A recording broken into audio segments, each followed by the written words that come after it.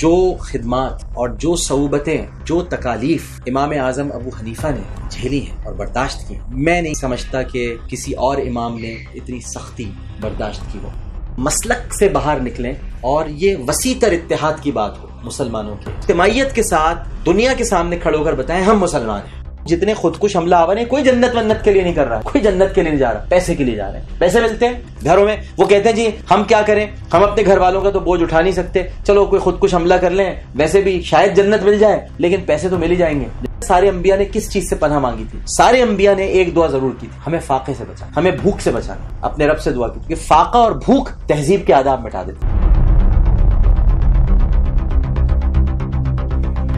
جو قدیم بزرگ ہیں جن میں بہت سارے امام ہوئے، سب سے زیادہ کن سے متاثر ہیں؟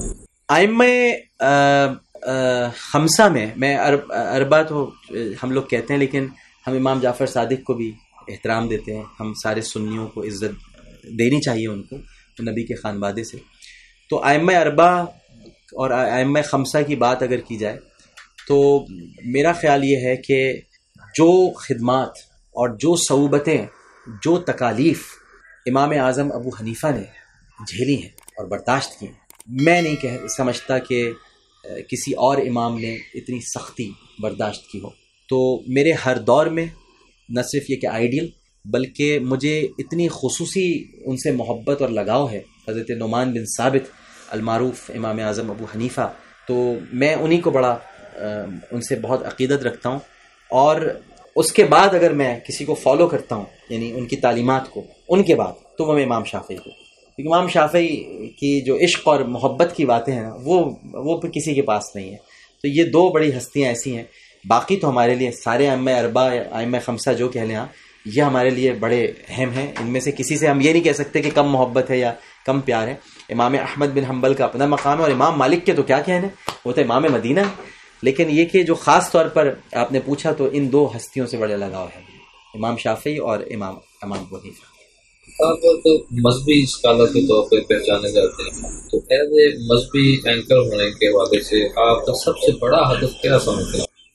میرا ہدف وہی ہے جو آپ نے مجھ سے پہلے سوال کیا تھا کہ آپ کا مسلک کیا ہے۔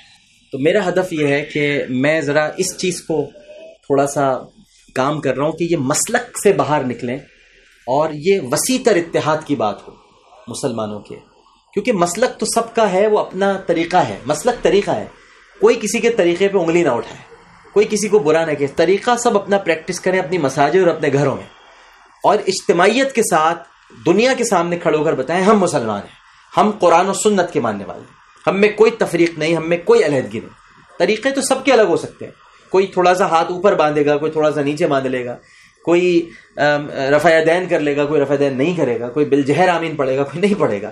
لیکن اس کو اگر ہم اختلاف کی بنیاد بنا لیں، یا اگر ہم ان چکروں میں پڑ جائیں کہ جی فلاں بزرگ کی عزت نہیں کی، یعنی بزرگوں پہ جھگڑے ہیں کہ ہمارے فلاں اکابر کی عزت، اکابرین کی عزت نہیں ہوئی ہے تو ہم ان سے بات نہیں کریں گے۔ ارے یہ تو سوچئے کہ سب رسول اللہ سے تو پیار کر رہے ہیں، صحابہ سے تو محبت کر رہے ہیں، اہل بیت اطہار کے تو دیوانے ہیں، بس پھر رہ کیا گیا؟ ان سے محبت کی بنیاد ہونی چاہیے۔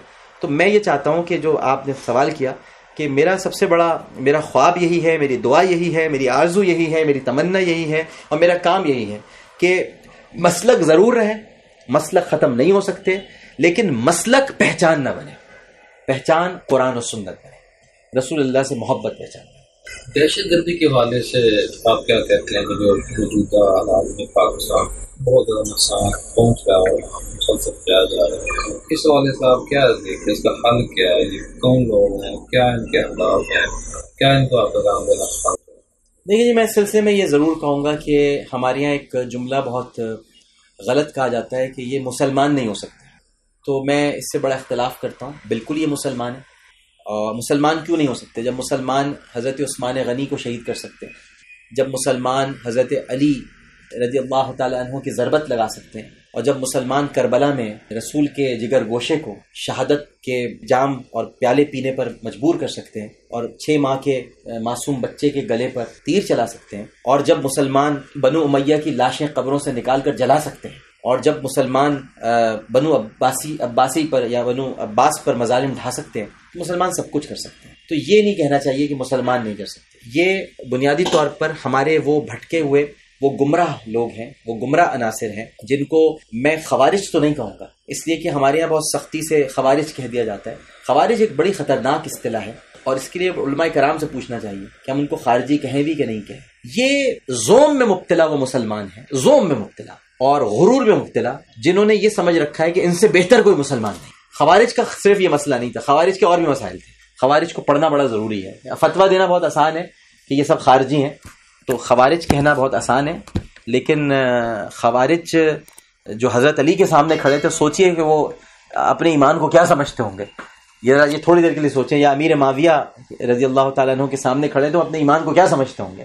تو خوارج تو بڑی اونچی کیٹیگری ہے، یہ تو ان کا خود کا ایمان صحیح نہیں ہے، یہ کیا خارجی اپنے آپ کو کہیں گے، یہ تو اسکولوں کو ہم سے اڑا رہے ہیں۔ وہاں تو بات ہی کچھ اور تھی، وہاں تو یعنی بڑے شرعی مسائل تھے جن پر بحث ہو رہی تھی اور حضرت علی سے ٹکرا رہے تھے۔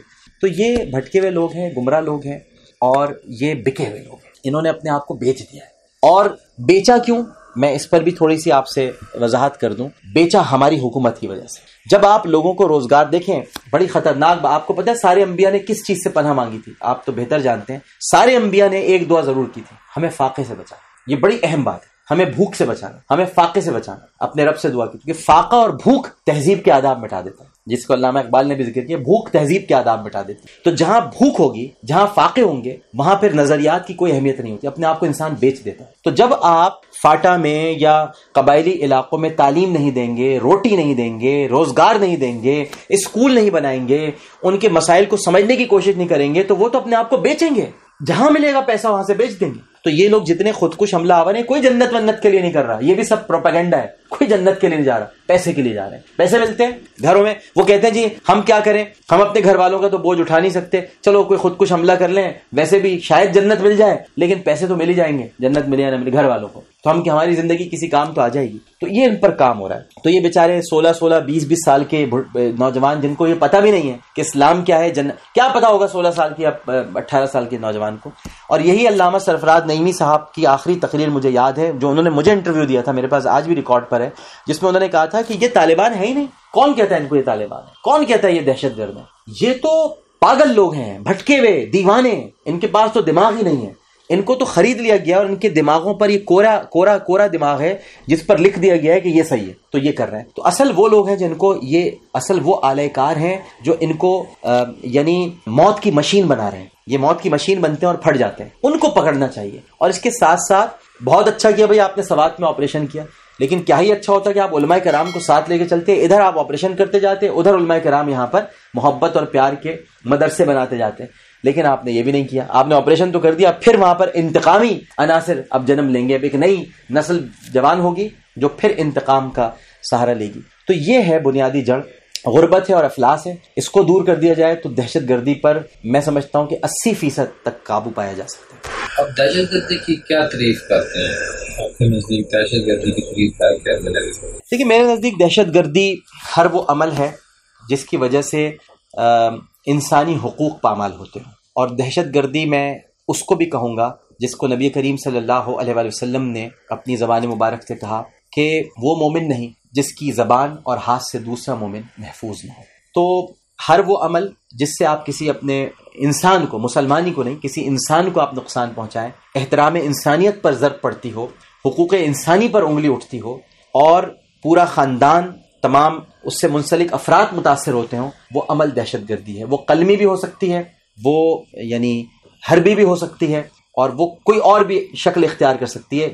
صرف دہشت گردی حربی نہیں ہوگی، صرف دہشت گردی قتل و غارت میں شامل نہیں ہوگی، بلکہ اگر کسی کے بھی جذبات کسی بھی وجہ سے ٹھیس پہنچ رہی ہے اس کی، چاہے وہ قلمی کیوں نہ ہو، تو وہ بھی دہشت گردی کہلاتی ہے۔ آپ کے خیال میں ایسا ممکن ہے کہ ایک ایسی تحریک چلائی جائے کہ جس میں پوری دنیا کے لوگ یا پاکستان کے خاص طور پہ لوگ کو بلا کے ایک پلیٹ فارم دیا جائے، وہاں اپنی رائے کے ذریعے دہشت گردی کی تعریف کر سکے، اور وہ آپ کے چینل کے ذریعے 2 یا 3 قسطوں میں یا 4 قسطوں میں وہ پروگرام بعد میں تو چاہوں گا نہیں، بلکہ میری خواہش ہوگی آپ کی خواہش کے ساتھ ساتھ کہ ایسی ضرور کوئی کانفرنس ہونی چاہیے۔ میں تو اس کو ہر طرح سے کرنے کو تیار ہوں کہ لوگ آئیں اور سارے اسکالرز آئیں اور بالکل دہشت گردی کی تعریف بیان کریں۔ یہ تھوڑی کہہ دینا کہ جی صرف پاکستان میں اگر کوئی خود کش حملے کر رہا ہے تو وہ دہشت گرد ہے، یا فلسطین میں، یہ تو کسی ایک مخصوص نظریے، ملک، قوم اور مذہب کی تعریف ہے دہشت گردی کی۔ دہشت گردی پر بڑا ہمیں کام کرنا ہوگا کہ ہوتی کیا ہے دہشت گردی۔ تو میں اتفاق کرتا ہوں آپ کی اس تجویز سے۔